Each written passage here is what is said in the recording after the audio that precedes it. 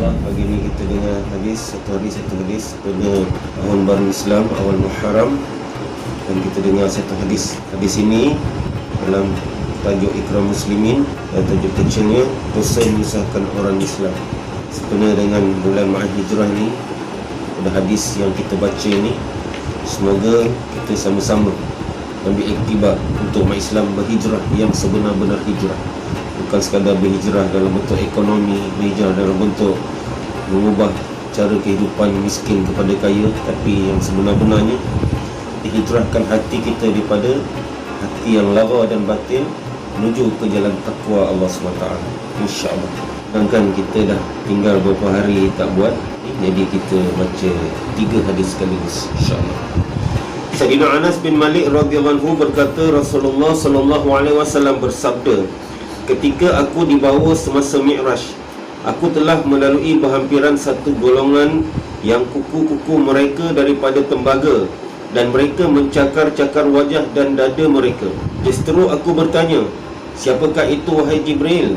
Jibril AS menjawab, mereka ialah orang-orang yang makan daging manusia, yakni mereka selalu mengumpat dan mereka suka menjatuhkan marwah orang lain. Hadis riwayat Abu Daud. Hadis yang kedua, Sayyidina Jabir bin Abdullah radhiyallahu anhu berkata, kami berada bersama Nabi sallallahu alaihi wasallam, lalu bau yang busuk meliputi kami. Maka baginda sallallahu alaihi wasallam bertanya, apakah kamu tahu bau apakah ini? Ini ialah bau orang yang mengumpat orang-orang Islam. Hadis riwayat Musnad Ahmad, Majma'uz Zawaid. Hadis yang ketiga, Sayyidina Abu Sa'ad dan Sayyidina Jabir bin Abdullah radhiyallahu anhuma berkata, Rasulullah sallallahu alaihi wasallam bersabda, mengumpat adalah lebih, yakni buruk daripada berzina. Para sahabat bertanya, ya Rasulullah, bagaimanakah mengumpat lebih buruk daripada berzina?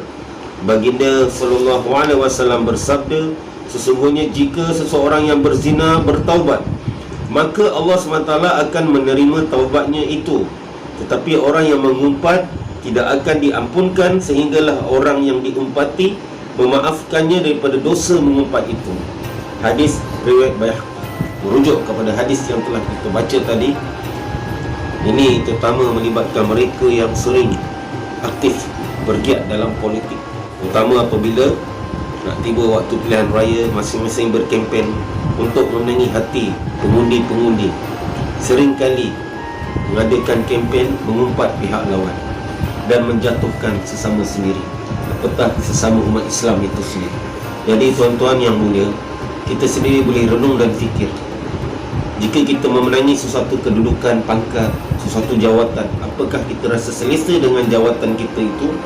Jawatan yang kita perolehi adalah dari hasil kita mengumpat dan kita menjatuhkan sesama Islam. Di sini hadis yang telah saya baca sebenarnya dengan tahun baru Hijrah awal Muharram 1442 Hijrah ini.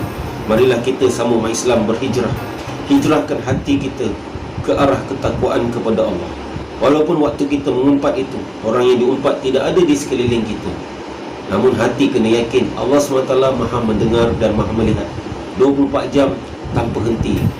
Sejak dari kita dalam rahim ibu lagi sampailah kita mati, Allah SWT sentiasa memantau segala pergerakan dan percakapan kita, apatah lagi perbuatan-perbuatan kita. Saudara-saudaraku yang dimuliakan Allah SWT, dengan hadis ini marilah kita renung diri kita, marilah kita islah diri kita, hijrahkan hati kita, islahkan hati kita, supaya lidah ini yang dipinjamkan oleh Allah SWT tidak disalahgunakan untuk mengumpat atau menjatuhkan sesama Islam.